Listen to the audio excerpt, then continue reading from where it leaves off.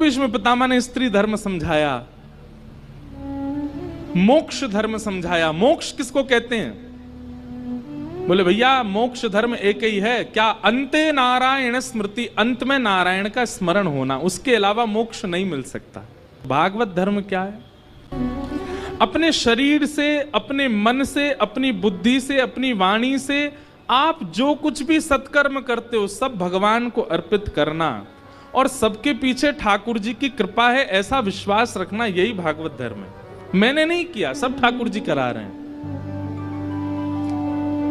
मेरी कथा सुनकर के आपके जीवन में परिवर्तन हो और ये बात आप मुझसे कहो और मुझे अभिमान हो, हाँ मेरी कथा से हो रहा है, तो ये मेरा सबसे बड़ा दुर्भाग्य होगा कि मैं ऐसा मानूं कि मेरी वाणी से हो रहा है। सब ठाकुर जी चाहते हैं, इसलिए कुछ दिन के लिए वाणी का प्रयोग करवा रहे हैं और ये सदा नहीं रहेगा।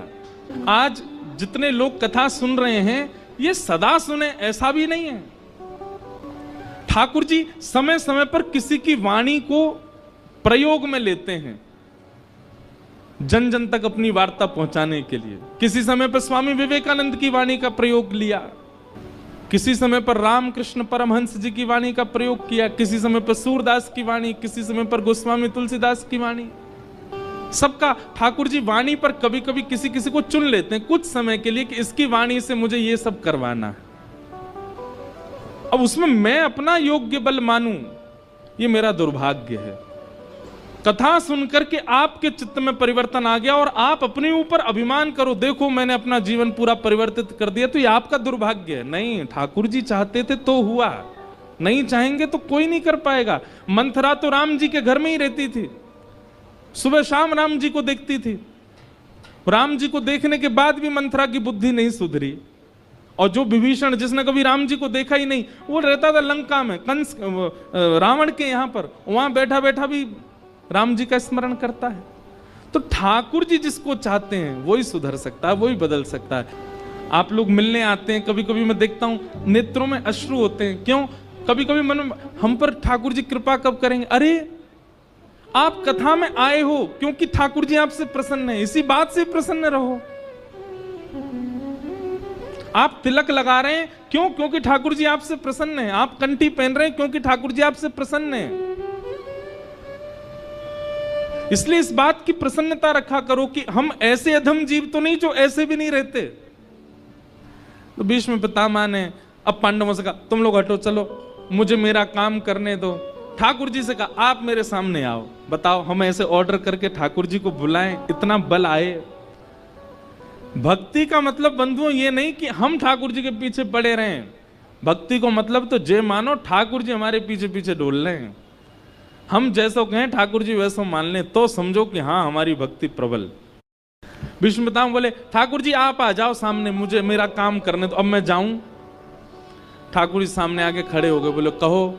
बोले अब जब तक मेरे प्राण ना निकल जाएं मेरे सामने खड़े रहना। भगवान बोले तुमको इच्छा मृत्यु का वरदान है और कहीं तुमने सोच ली 10 साल नहीं मरूंगा तो मैं यहीं खड़ा रहूं मैं?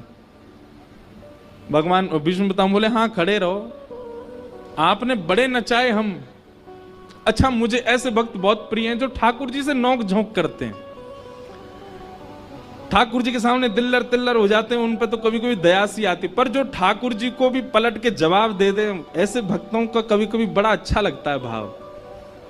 भीष्म पितामह बोले आप जो हमको 84 लाख में नचाते रहते हो उससे आपको पीड़ा नहीं होती है? मैं 10 मिनट कह रहा हूं सामने खड़े हो जाओ तो मुंह उतार लिया अपना। ये मुरझाया हुआ चेहरा नहीं देखना मुझे आपका। पितामह कह रहे हैं नेक मुस्कुराओ, अपने गोल गोल से गालन को नेक गुलाब जामुन जैसा दिखाओ, मैं आपको देख तो लूं जरा नेत्र भर के, तब मैं अपने प्राण त्यागूंगा। ठाकुर जी शंख चक्र गदा पद्म धारण करके भीष्म पितामह के सामने प्रसन्न मुद्रा में खड़े हैं और पितामह भीष्म स्तुति गा रहे हैं, भगवान से प्रार्थना कर रहे हैं। बंधुओं कई लोग पूछते हैं कि हम क्या याद करें, कुछ स्तुति आदि। अगर आपके अंदर प्रेम लक्षणा भक्ति है तो गोपी गीत तो आपको याद होना चाहिए। दूसरा, नित्य ठाकुर जी का अगर अंतिम समय में दर्शन की अभिलाषा है तो भीष्म स्तुति याद कर लो और नित्य ठाकुर जी को सुनाओ।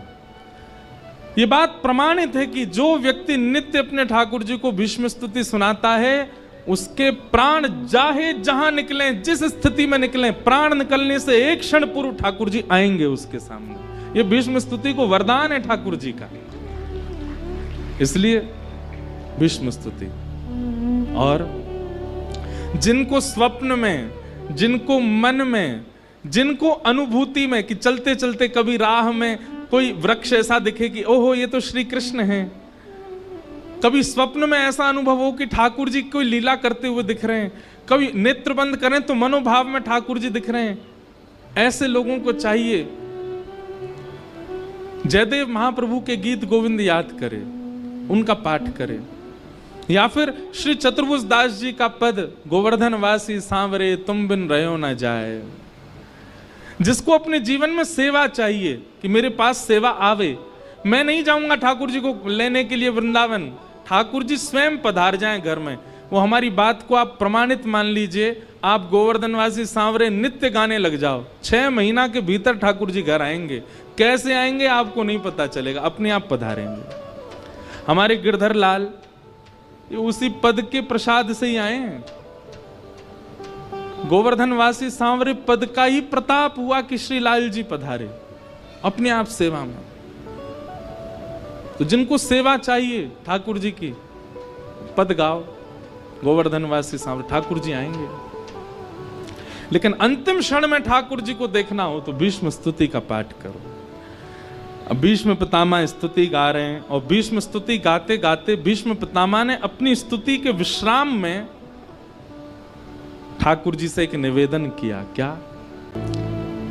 भीष्म पितामह कह रहे हैं, नाथ मैंने आपके सारे रूपों का दर्शन किया है, आपके द्वारिकाधीश रूप का दर्शन किया, आपके रथ चालक रूप का दर्शन किया, आपके विराट रूप का दर्शन किया, गीता उपदेश करता श्री कृष्ण का दर्शन किया।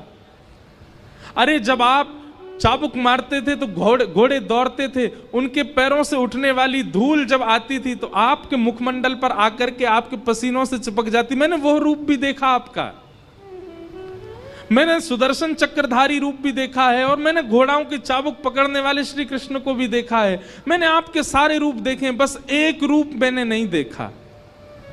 भगवान बोले कौन सा? तब भीष्म पितामह याद करते हैं, ललित गति विलास वल्गुहास। आपका जो वो त्रिभंग ललित स्वरूप है, जहां आप दोनों पैर टेढ़े करके, अपनी कमर टेढ़ी सी करके, मुकुट भी टेढ़ो सा पहन करके और अपने अधर पर वंशी धारण करके जब नाथ आप खड़े होते हैं, मैंने आपका वो रूप नहीं देखा। माखन के प्रति लालच प्रकट करने वाले श्री कृष्ण को मैंने नहीं देखा। घुटमुन चल करके यशोदा मैया की गोद में जाने वाले श्री कृष्ण को मैं नहीं देख पाया हूं। गैयाओं के गोबर में कंठ कंठ तक धसे रहने वाले श्री कृष्ण को मैं नहीं देख पाया हूं। ब्रज की रज में सता ओतप्रोत रहने वाले श्री कृष्ण को मैं नहीं देख पाया हूं। इसलिए पितामह भीष्म कहते हैं, नाथ मुझ पर कृपा कर दो कि मैं अभी प्राण त्याग दूं और प्राण त्यागते ही सीधे मेरा जन्म ब्रजमंडल में हो जाए और ब्रज में भी मैं कोई गोपी बन करके आऊं और ब्रज में गोपी बन करके अब दर्शन भले ही ना हो पाए लेकिन ब्रजवासियों से यश सुन करके आपके उस रूप का चिंतन तो मैं कर लूंगा। ब्रज के श्री कृष्ण का दर्शन करना है। भीष्म पितामह कह रहे हैं, नाथ सब रूप देखे आपके, पर वह रूप नहीं देखा जो ब्रज में है। ब्रज के उस रूप का दर्शन करना है। कैसे हैं ठाकुर जी ब्रज में? अपनी प्रभुता त्याग करके नित्य योजना बनाते हैं। काय की? जब तक छोटे थे तो योजना बनाते थे मक्खन चुरावे की, फिर नेक बड़े भय तो योजना बनाने लगे श्री जी के दर्शन की। ठाकुर जी योजना बना में कैसे उस श्री जी मुख को दिख जाए और करें।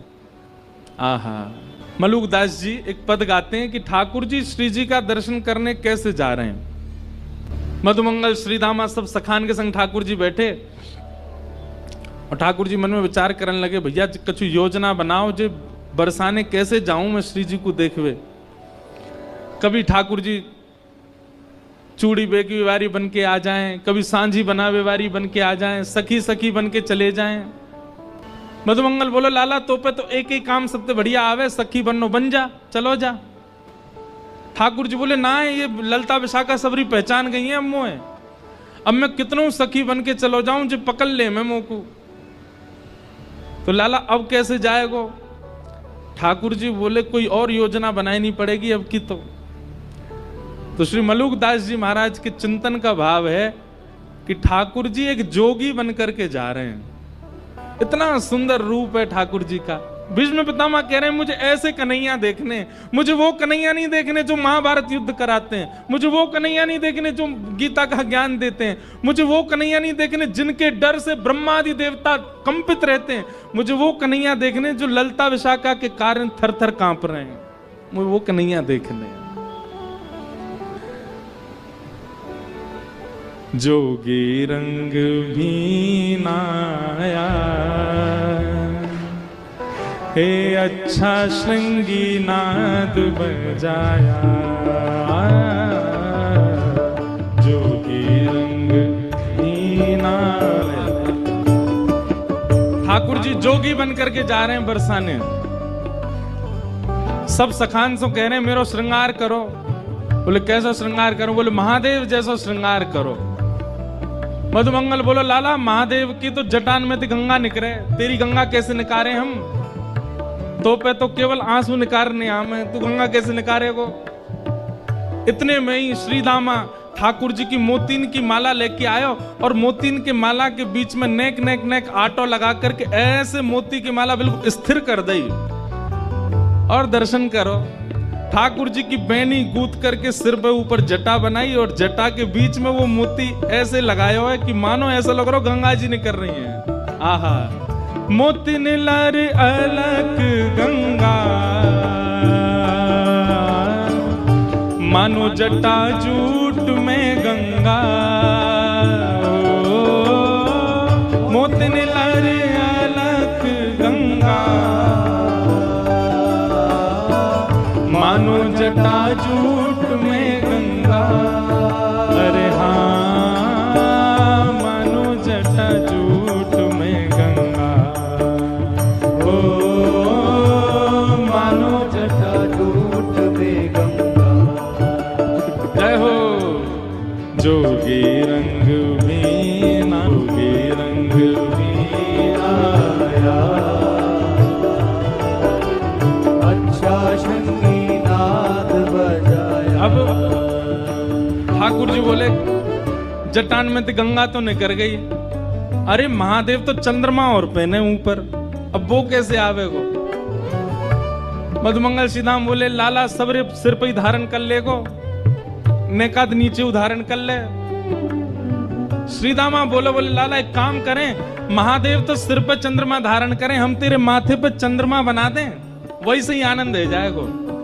आहा, ठाकुर जी के चंदा बना दियो माथे पे, सिर ते गंगा जी ने काट दें। मधुमंगल श्रीराम बोले हाँ लाला अब कहा करना है? बोले महादेव भस्म लगावे पूरे अंग पे, भस्म लेके आओ। मधुमंगल श्रीराम बोले अब लाला शमशान तो हम पे ना जाओ, जा माँ तो हुआ रे, डर लगे हमें, हम ना जा रहे। अब तू करो भस्म लेके आओ, शमशान तो कौन जाएगा? नेक से बालक हैं अपनी मैया के। लाला तू एक काम कर, अब पूरा महादेव मत बने, नेक नेक बन जा, चंदन ही लगा ले चल।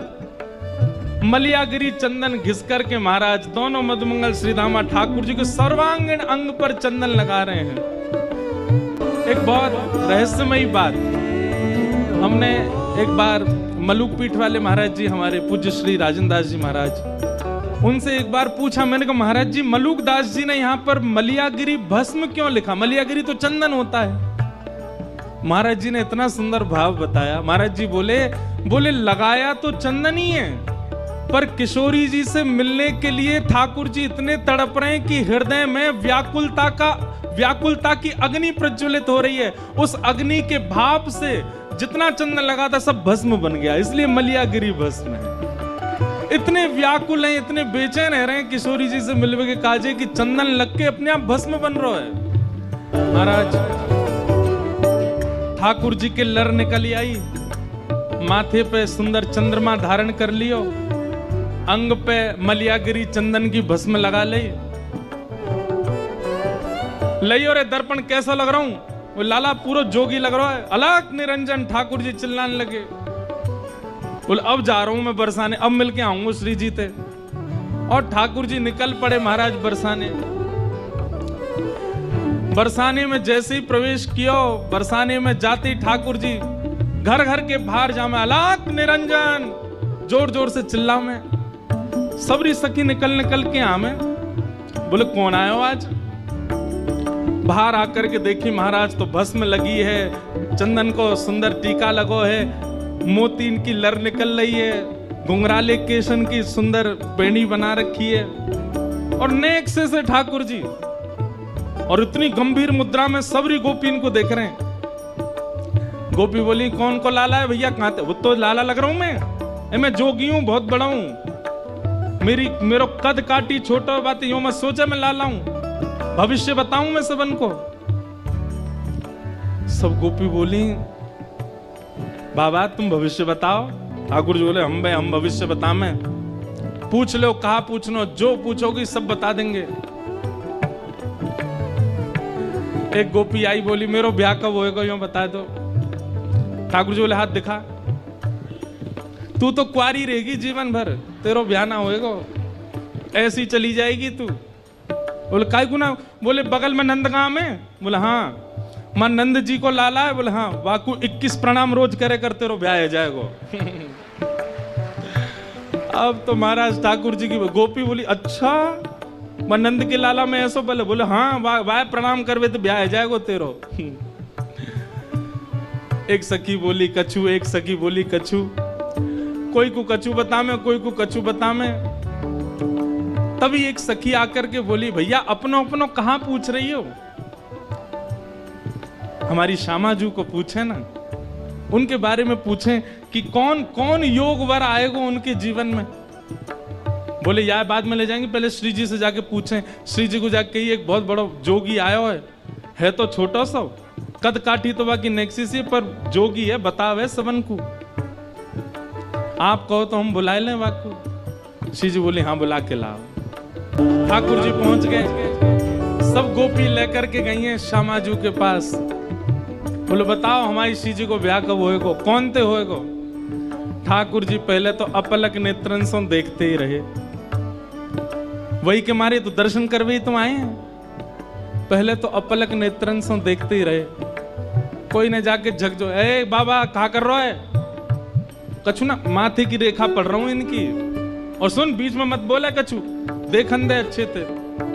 अब तो सकीन ने आसन लगा दी, बोले तू जी भर के देख, लेकिन ने बताए दियो ढंग से। ठाकुर जी सामने बैठे किशोरी जी के ललाट को देख रहे हैं। किशोरी जी नीचे नजर करके बैठी हो, बीच बीच में सकीन देखे मुंह तो कछु अटपटो सा लग रहा है, ये देखियो कैसे देख रहा हो। बोले ना आपकी रेखा पढ़ रहा हो माथे की।